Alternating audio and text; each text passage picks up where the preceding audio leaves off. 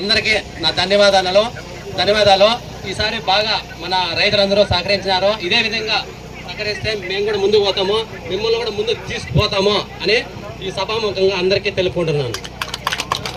ఇంకోటి పాపం శివారెడ్డి గారికి ఒక సమస్య ఉంది.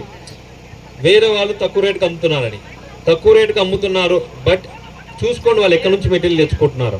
మరే మన 37 కేఎంఎస్ వేరే షాప్లో దొరుకుతుంది. బట్ శివారెడ్డి ఇచ్చే క్వాలిటీ ఉందా లేదా కూడా ఒకసారి చెక్ చేసుకోండి.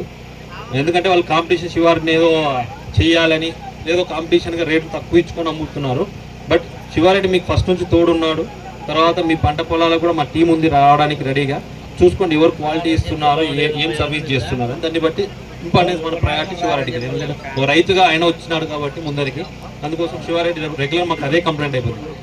మేము దాన్ని అరికట్టలేకపోతున్నాం. రియల్ చెప్పాలంటే ఎక్కడ నుంచి బయట నుంచి 10 ప్లేస్ నుంచి ఒక్కొక్కసారి వస్తుంది, ఒకరిని అరికడితే ఇంకొకరి దగ్గర వస్తుంది. అంత బ్రాండ్ అయింది, మార్కెట్లో బ్రాండ్ అయింది ప్రోడక్ట్ కాబట్టి తెచ్చేతోళ్ళు చాలా మంది ఉంటారు. బట్ మన దగ్గర క్వాలిటీ ప్రోడక్ట్ ఉందా లేదో ఒకసారి చూసుకోండి. ప్రతి ఒక్కరు భోజనాలు అరేంజ్ చేసినాము. భోజనాలు ఫీల్డ్ విజిట్ ఫోటోస్ రెండు తీసుకొని రమేష్ గారు మన రైతు రమేష్ గారు మాట్లాడతాడు.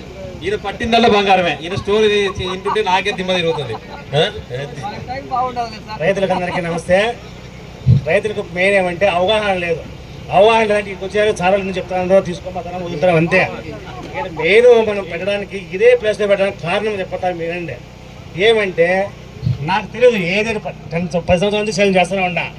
ఏందో చేస్తానంటే పోతానంటే పిచ్చేది చేస్తూ ఉండా. అంటే అందరికీ అది తెలుస్తుంది.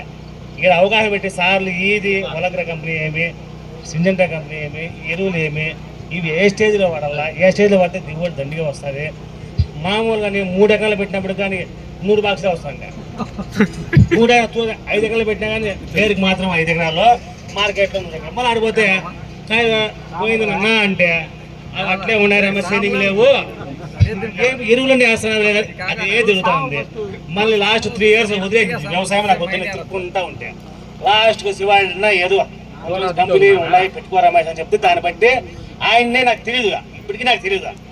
ప్రతి ఒక్కసారి రాన్నా చూద్దు అంట ఇదే కంపెనీ వలగ్ర కంపెనీ చిన్న కంపెనీ మంచి మందులు ఇస్తున్నాడు. ఇంకోటి ఏం చెప్తాను, ఇప్పుడు ఇదే ఇతర పెట్టడం కారణంగా ఇదే మనం చెప్తున్నది. రైతులకు అవగాహన లేదు. చాలా ఎంతో చెప్పారు ఇంగ్లీష్లో, మనం వినేసినాము. చాలా మంది అట్లా అనుకుంటారు. దీని తెలుగు చెప్పారు. దీని ప్రతిఫలం ఏమి అంటే వెనకాల నేను పెట్టాను, ఇదే మందులు వాడినాను, పెట్టిండే తోటలోనే మళ్ళీ పెట్టాను. ఇక్కడికి వచ్చి తిన్నా మందులు తినేస్తాము. ఒక అడిగి చూడండి ఈ కంపెనీ మందులు ఎలా ఉన్నాయో మీకు చూసే తప్ప అర్థం కాదు.